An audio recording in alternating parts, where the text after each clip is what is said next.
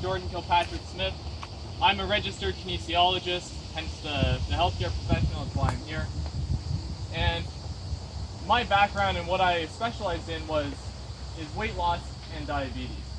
And so when I started to work with these groups of people, what I noticed was that it's not a lack of information. Everyone knows what is healthy and what's not healthy, right?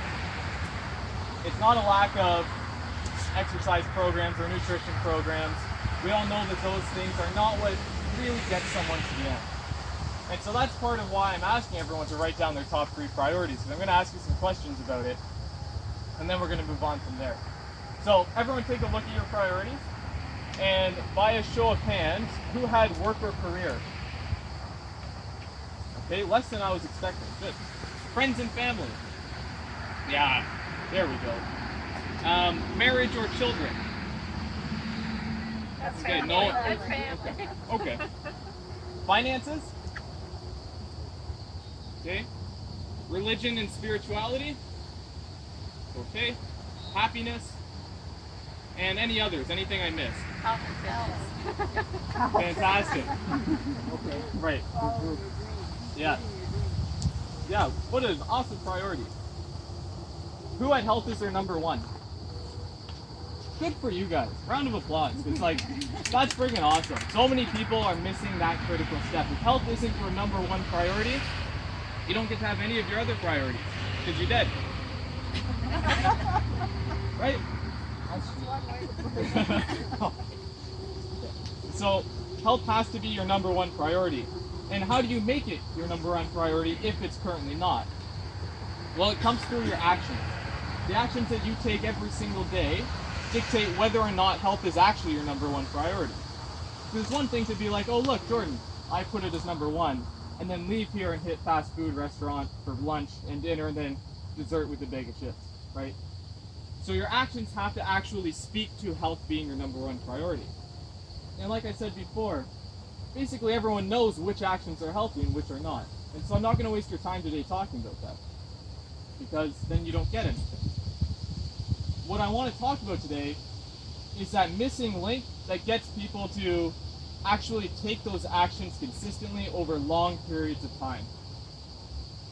Because I think we all have either been there or know someone who's been there that started to be like, I'm going to be healthy, this is going to be fantastic, and then, you know, maybe 2-3 weeks later or a few months later, they're back to where they were. Does anyone have any ideas about what that missing link is? No? You have to do with self-love, self-respect. Does?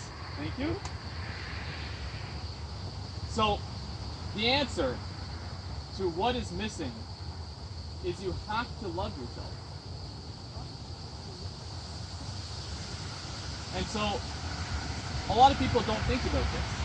And if someone's listening to me and they're like, oh my god, hooey nonsense, I encourage you just to be open for this talk, and it's really just logic that comes to this conclusion.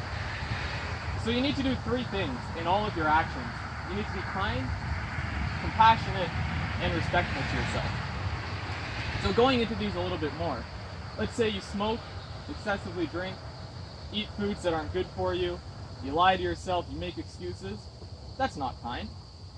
That is not kind to yourself. Let's say you don't make time to rest, you don't make time to recover, you don't make time to heal, which are all vital and critical processes for both the mind and the body. That's not compassion. And if you let everyone else walk all over you, or you don't put yourself first, that's not respecting yourself. And so often or basically all the time, when someone falls off of these healthy lifestyles that they're trying to create, they are either not being kind, they're not being compassionate, or they're not being respectful to themselves, which stems from self-love. When you love yourself, you stop smoking, you stop excessively drinking, you eat high energy foods, you are truthful to yourself, you're being kind, you allow yourself to rest and heal and recover, you're being compassionate to yourself. You put yourself first, and you ask yourself, am I really doing what's best for me? You're being respectful to yourself. And so when you are going about your life living that way, you'll never fall off track. Because that way is health. And so it's one thing to talk about, okay, that's what it is, but how do you actually implement that, right? Like, what does that actually look like? How do you actually go about doing that? And the answer to that is, again, very, very simple. And what I recommend everyone do, and this is something I do with all of my clients, is have a piece of paper, a whiteboard, a chalkboard, whatever you want, and set a goal for yourself to each day do something intentionally kind, compassionate, or respectful for yourself. At the end of the day, write it down. And if you're looking at your week and you're like, okay, I did something for myself Monday, Tuesday, Wednesday, Thursday, Friday, Saturday, I didn't do anything, well then it's no wonder if you're having health issues, why that is. It's honestly as simple as that. So the last question I have for everyone is, on a scale of 1 to 10, ask yourself, how important is my health? Scale of 1 to 10. Who here is an 8, 9, or 10? Okay, fantastic. I should hope everyone is, that's why we're here.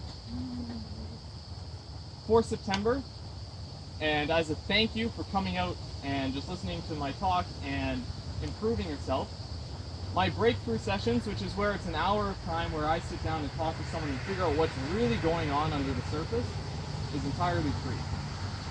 There's a piece of paper on a clipboard up on the table over there. All I ask is that you give me your email so I can contact you and we can set this up. And then we can figure out what's really going on.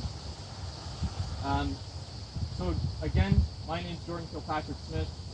I'm a registered kinesiologist, founder of Thrive Health Solutions, and I help people get healthy. Thank you.